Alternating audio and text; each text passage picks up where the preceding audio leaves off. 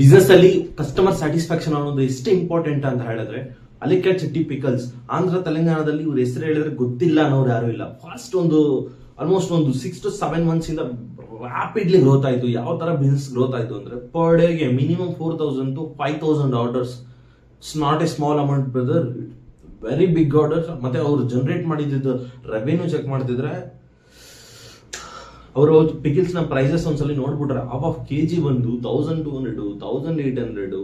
ಸಾರಿ ನನ್ಗೆ ಆ ಪಿಕಲ್ಸ್ ಅಂತೂ ಬೇಡ, ಬಿಕಾಸ್ ಆ ಪಿಕಲ್ಸ್ ಬಗ್ಗೆ ಏನಾದ್ರು ರೇಟ್ ಬಗ್ಗೆ ಕೇಳಿದ್ರೆ ಆ ಓನರ್ ఏం మాట్లాడతారు? ఎక్స్పెన్సివ్ అన్నావంటే నీ అంత చీప్ ఫకింగ్ ఫెలో ఇంకెక్కడ ఉండడు. పని చేయి, నువ్వు గట్టిగా ఫోకస్ చేయాలి మా కెరియర్ మీద. ఎందుకంటే లేదంటే నీ గర్ల్ ఫ్రెండ్ లేదంటే నీ పెళ్ళమో వదిలిపెట్టేది కాబట్టి నువ్వు అడిగిన ఏమి నువ్వు కొనలేవు కాబట్టి అది నేను వదిలిపెట్టేది. నా మాటిని నువ్వు కెరియర్ మీద ఫోకస్ చేసి అప్పుడు ప్రేమ పెళ్లిళ్ళు ఇటు జోలికి వెళ్ళు. ఎందుకంటే ముష్టి పచ్చడే కొనలేకపోతున్నావు. నువ్వే పడరా గోల్డ్ ఏం కొనిస్తావురా దానికి కానీ. ಸೊ ನನ್ಗೆ ಆ ಪಿಕಲ್ಸ್ ಬೇಡ, ಆ ಬೈಗಳು ಬೇಡ ಗುರು. ಆ ಬೈಗಳು ಸೀರಿಯಸ್ ಆಗಿ ಈ ವಿಡಿಯೋದಲ್ಲಿ ಯಾರಾದ್ರೂ ತೆಲುಗು ನೋಡ್ತಿದ್ರೆ ಪ್ಯೂರ್ ಆಗಿ ಅರ್ಥ ಆಗುತ್ತೆ. ಆ ಬೂತುಗಳು ಅಂತಾರೆ, ತೆಲುಗಲ್ಲಿ ಬೂತುಲು ಅಂತಾರೆ. ಅವೆಲ್ಲ ಪ್ರಾಪರ್ ಆಗಿ ಅರ್ಥ ಆಗುತ್ತೆ. ಅಲ್ಲ ಬಿಸ್ನೆಸ್ ನ ಡೆವಲಪ್ ಮಾಡಕ್ಕೆ ತುಂಬಾ ಕಷ್ಟ ಆಗುತ್ತೆ. ಬಟ್ ಇವರು ಸಡನ್ ಆಗಿ ಗ್ರೋತ್ ನೋಡ್ಬಿಟ್ರು. ನಾನು ಹೇಳ್ತಿರೋದು 3 ಹೆಣ್ಮಕ್ಳು ಸೇರಿ ಒಂದು ಬಿಸ್ನೆಸ್ ಮಾಡಿದಾಗ ಆ ರೇಂಜ್ ಅಲ್ಲಿ ಸಕ್ಸಸ್ ಸಿಕ್ಕಾಗ ನೀವು ಅಷ್ಟೇ ಕೇರ್ಫುಲ್ ಆಗಿರ್ಬೇಕು. ಈಗ 5,000 ಆರ್ಡರ್ಸ್ ನೀವು ಪರ್ ಡೇಗೆ ತಗೊಂತೀರಾ ಅಂತ ಹೇಳಿದಾಗ ಅದರಲ್ಲಿ ಇನ್ನೊಂದು 5,000 ಎಕ್ಸ್ಟ್ರಾ ಬಂದು ಸ್ಪ್ಯಾಮ್. ಲೈಕ್ ನನಗೆ ಇವಾಗ ಫಾರ್ ಎಕ್ಸಾಂಪಲ್ ನನಗೆ ಪಿಕಲ್ಸ್ ಅವಶ್ಯಕತೆ ಇಲ್ಲ, ಜಸ್ಟ್ ನಿಮ್ ಜೊತೆ ಮಾತುಕತೆ ಬಿಲ್ಡ್ ಮಾಡಬೇಕು. ನಾನು ಸುಮ್ಮನೆ ಹಾಯ್ ಬಾಯ್ ಈ ತರ ಎಲ್ಲ ಹಾಕ್ತೀನಿ. ಆ ತರ ಎಲ್ಲ ನಿಮ್ಗೆ ಇಫ್ ಇನ್ ಕೇಸ್ ನಾನೇನಾದ್ರೂ ಬ್ಯಾಡ್ ಕಮೆಂಟ್ ಮಾಡಿದಾಗ ಶುಡ್ ಬ್ಲಾಕ್ ಮೀ, ಇಲ್ಲಾಂದ್ರೆ ರಿಪೋರ್ಟ್ ಮಾಡಬೇಕು. ಅದು ಬಿಟ್ಬಿಟ್ಟು ನೀವು ಆ ಪಾಪ ಈ ಹುಡುಗಂದು ಏನ್ ತಪ್ಪಿಲ್ಲ. ನನಗೆ ನಿಮ್ ಪರಿಸ್ಥಿತಿ ಅರ್ಥ ಆಗುತ್ತೆ. ಬಿಕಾಸ್ ಅಷ್ಟು ಜನರ ಜೊತೆ ಮಾತಾಡಿ ಮೆಂಟಲ್ ಆಗಿ ಡಿಸ್ಟರ್ಬ್ ಆಗಿರ್ತೀರ.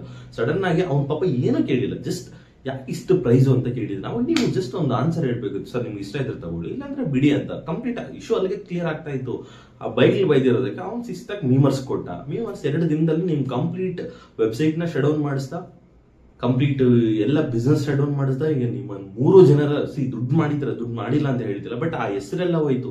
ಬಟ್ ಇವಾಗ ಬಂದು ಆ ರೀಸೆಂಟ್ ಆಗಿ ರಿಲೀಸ್ ಆಗಿರೋ ನಿಮ್ ಕಡೆಯಿಂದ ರಿಲೀಸ್ ಆಗಿರೋ ವಿಡಿಯೋ ಅಲ್ಲಿ ಒಬ್ಬರಿಗೆ ನೋಡಿದ್ರೆ ನನ್ನ ತಂಗಿ ನನ್ನ ಜೊತೆ ಮಾತಾಡ್ತಿಲ್ಲ, ಏನೋ ಡಿಪ್ರೆಸ್ ಆಗಿದ್ದಾಳೆ ಅಂತ ಹೇಳ್ತೀರಾ. ಆ ತಂಗಿ ಬಂದ್ಬಿಟ್ಟು ನಾನು ಅವ್ನು ಮಾಡಕ್ ಹೋಗಿಲ್ಲ, ಯಾರಿಗೋ ಮಾಡಕ್ ಹೋಗಿ ಅವ್ನು ಮಾಡಿದ್ದೀನಿ. ఇక్కడ జరిగిన మిస్టేక్ ఏంటంటే ఒక పర్సన్ కి తిట్టిన పర్సన్ కి కాకుండా వేరే కింద చాట్ ఉంటే ఆ చాట్ లో ప్రెస్ అయిపోయి బై మిస్టేక్ గా అతనికి వెళ్ళిపోయింది. అది తను రియలైజ్ అయ్యే లోపే వెంటనే డిలీట్ కూడా చేసింది. ఆయన చూసి ఉండరు విని ఉండరు ఏమో అనుకుని ఇంకా మేము కూడా ఏం రెస్పాండ్ అవ్వలేదు. ఈ లోపు ఆయన చూసి వేరే మీమర్స్ కి కూడా పంపించేసి పబ్లిసిటీ న్యూస్ ఛానల్స్ లో అన్ని జరగడం అయిపోయింది అనమాట.